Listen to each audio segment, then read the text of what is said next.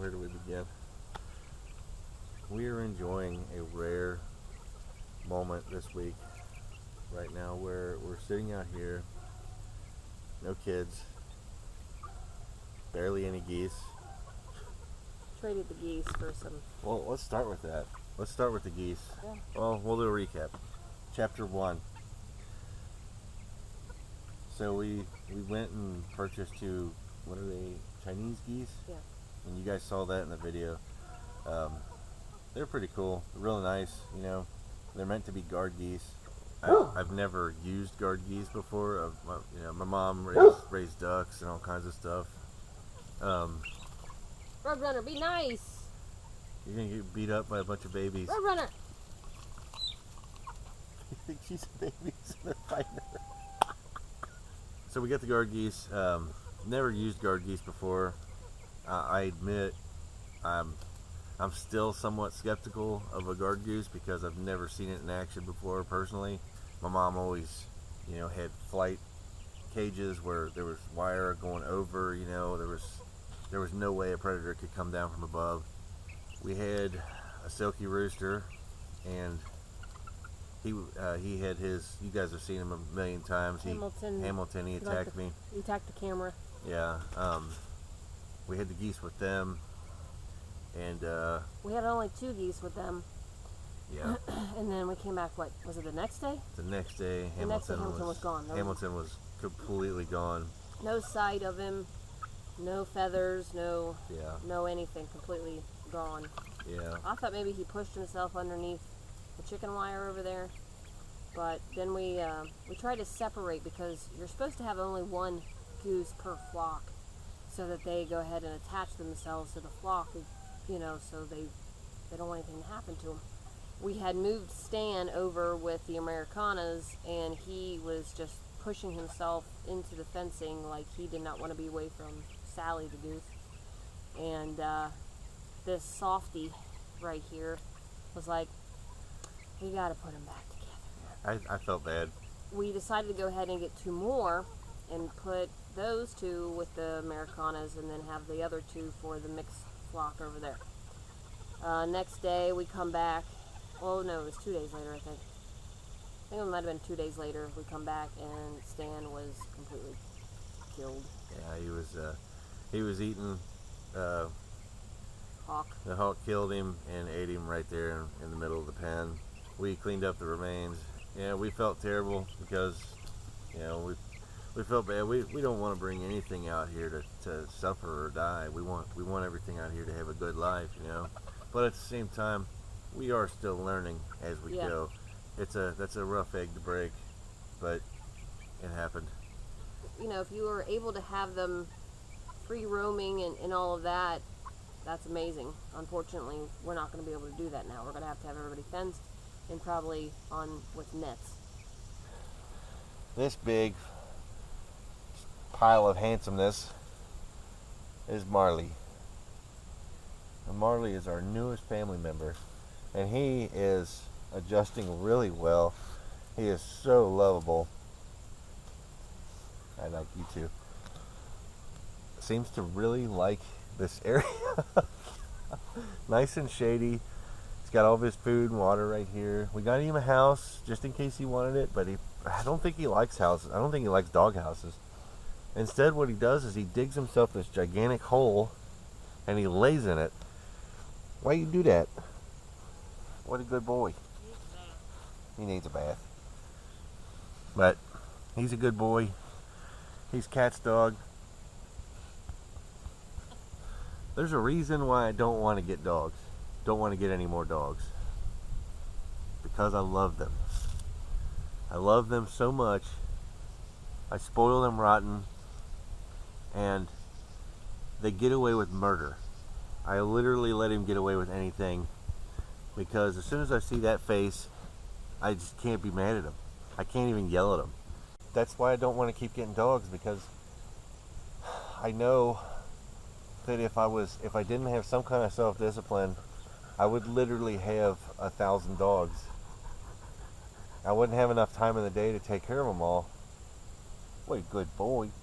What a good boy.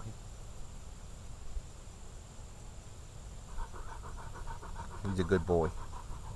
I mainly got Marley, since he's a Great Pyrenees, for the goats. We have yet to get the goats out here yet.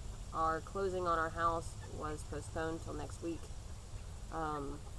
So we're going to have to even see how... Marley's not been around goats or sheep, so we might have to fence off part of the goat pen area for a little bit till they all get used to each other. I mean, Marley's been doing his job. You've heard him before. I mean, he's alerting us of stuff that he doesn't.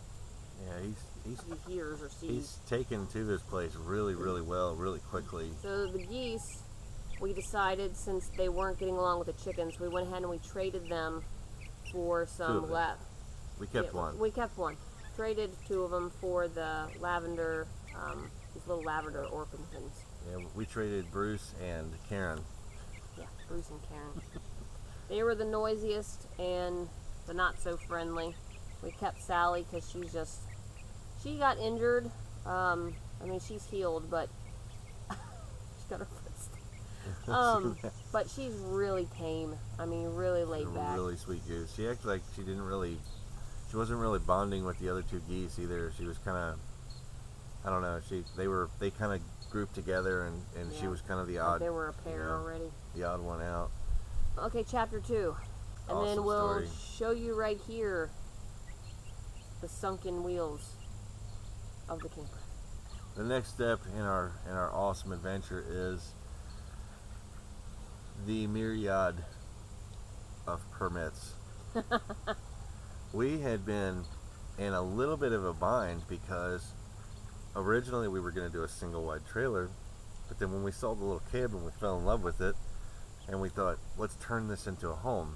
Going back and forth with the permit office, they didn't really know what type of doing. Yeah, they didn't really know what we were doing. They didn't know what kind of home it was. You know what we were trying to do. It was emails and emails back and forth between multiple people at the zoning office. It just got to a point where they were just all confused. So when I called to get an electrical permit, they went ahead and pretty much told us Wednesday that they would make it where our house is unlivable. Yeah, uninhabitable. Uninhabitable. There was even a big chance they would cease and desist. Yeah. Where we couldn't do anything at all. The cease and desist is to not live in it. We could still work on it. We just couldn't live in it. So the idea was this. It makes sense. You know, it does make sense. It's a safety precaution. So we thought, let's go ahead and put a camper in. We'll use the camper for sleeping, cooking, bathing, you know, because it has everything. It's got a shower, and we have a portable bathroom out there, you know, just for the sake of having it. The problem is hauling it. Had no way to haul it. It's almost a 40-foot trailer. It's like 8,000 pounds. It was a problem. My good buddy Tyler, I asked him, hey, do you think your truck could haul this? He's like, you know, I don't know. Let me do some research. Let me find out. He gets back to me, and since the truck had come from his dad was like, yeah, do it, man. You got this. Just don't go fast. We went up and got it. We're on our way home. And since the suspension of the truck isn't really built for this kind of weight, as we're going down the highway, the trailer is just doing this. It's just fishtailing. And he's steering to correct it. And it was scary. We ended up getting pulled over because at some point we hit a bump. Something on the trailer broke. It broke the handle off of one of the doors, and the door went flying wide open. So that's on my list too. I have to fix a handle. I guess there was some like paper or something, I don't know what, but it flew out of the camper onto the highway. The police pulled us over. They actually were very, very understanding when they seen what we were trying to do. I actually got into a conversation with one of the officers and told him the whole story. Told him what I was trying to do. I don't know if he just looked at me and saw the stress or what, but he was like, well, I'll tell you what, man. He's like, He's like, we're going to block traffic for you. Let's get you over to the parking lot. Let's get that door secure, and let's get you safely to where you need to be. Very big thank you to the Highland Heights police. We got about 9 miles. Maybe 9 miles from here at this farm when traffic happened because of construction. Everything went down to one lane. About 7 cars cut us off, and I'm talking like close. Tyler had to stop the brakes. When he did, something hit, and it I swear it felt like somebody just ran into the camper. Well, it didn't. His bumper bent. It had the hitch receiver was attached to the bumper, and it bent down like this. So we're dragging the trailer on the asphalt on the highway. Well, I just happened to be on the phone with my dad at the time because I was letting him know where we were at, so he could, just in case. We ended up pulling it into Walmart's parking lot, dropping it there. Luckily, my dad was pretty close. He came out with his diesel. This is a subchapter here because the diesel has a problem with a computer chip in it. I forget what it's called, but it actually put the truck into a limp mode. So my dad is basically pulling. We ended up dropping the camper, putting it on his diesel, and he ended up pulling it all the way here with like 7% efficiency in his vehicle. If that's not a testament to that truck, I don't know what is. But we got it here. It was late. It was almost 11 o'clock at night. We couldn't really see. When we backed it in, we went into where the ground settled, where we put the water line in, and the trailer just kind of got stuck right there. It's drying up. We have another vehicle we're going to bring out, and we're going to pull it straight and figure out where it's going to go, because it's big. I mean, it's over half the size of the cabin. Yeah. I can't wait to get rid of it. Like, if I'm being honest, like I don't want to keep it here. I really don't. It's only for us to just temporarily live in, yeah, and we have give me family time. and friends that want to come camping here. They can keep it at their house until they want to come out. How's that? And we'll make a spot for it. Because you literally have to level a spot and gravel it for one of those to sit. Right, this down here. Let's just get off of the trailer because it's chapter 3. Let's go to chapter 3. Mark, the awesome guy from the permit office. Oh. He comes out the next day. We're just in low morale because we're thinking we're this close to. Well, we just had the night before where 11 o'clock at night he's pulling that in and then it sinks into the ditch. So we're thinking the next day that we're gonna have to just send the cabins back, and we're gonna have to go with a friggin' double wide. Yeah. But he showed up. We got to talking. Turns out he didn't really understand what our project was and what we were doing. But once he got the idea, he actually had some great insights for me. He helped me with understanding what I need to do to modify the cabin to get it past building code. And then he also said that we can technically classify it as a tiny home, which actually helps us with a lot of other building codes that we were worried about. The big thing is we have to pour a actual concrete foundation, a footer, which is going to be a trench in a square, basically the area of the cabin. It's going to be 30 inches deep. It's going to have 6 inches of concrete at the bottom of it. It's going to have blocks coming up from the concrete to the cabin to raise the cabin about 1 foot off the ground. That'll give us a crawl space where we can get under the cabin and install pipes, install drains, do everything that we need to do. And it has to have insulation. And it'll allow us to insulate the bottom of the cabin. He actually helped give us a lot of confidence again, like, hey, we can do this, Yeah, it's a lot of work. Finding out that it wasn't a lost cause, and that even with the windows, if the That's Lucky Ned, by the way. screaming for some reason. So if the window wasn't the correct size to code, you have to put a door in. because it has to do with a fire safety. Because we were worried about where the back door on the cabin was. We didn't think it was gonna work. We thought we'd have to move the door, but he actually told us that since that door's there, we don't have to change the windows now. I'm not as stressed today. Not as stressed as we were. We took a day off yesterday from moving. We probably shouldn't have, but we did because it felt needed. And today we're just kind of sitting here enjoying the cooler air. Enjoying the nice weather and just watching our animals. But anyway, guys, we really appreciate everybody who's been patient with us on making our videos.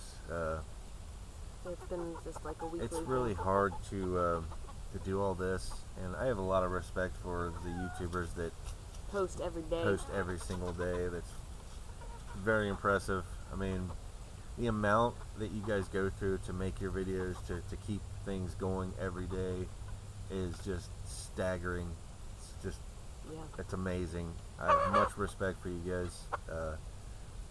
Everybody else who's been watching and encouraging us, thank you so much, and we will continue to make these. I would like to keep on going because this is just the beginning. You know, we are still at the very beginning. I think we're going to end up being like a lot of homesteaders that have no choice but to live in a camper for a while. Yeah. Until their house is built or their house is fixed. So I'm good with it. I mean, to me it's like, yeah, it's a little inconvenience because nobody wants to stay in a camper for longer than a vacation stay. But at the same time, it's towards the end game here. It's towards the end goal, you know. I have so many things I want to do, and so many things that I want to see this place become. What you're seeing right now, when you look at this place, and to my mind, is the rough sketch. This is the draft. Yeah. This isn't even what we want to do. This is just the beginning. That whole thing of putting the cart before the horse has been brought up so many times since we've been together. Yeah. Literally could have been a theme. The fact of the matter is we don't have a horse and we don't have a cart. That's true. So we just go. I mean, yeah, our methods are unorthodox. You know, we jump in.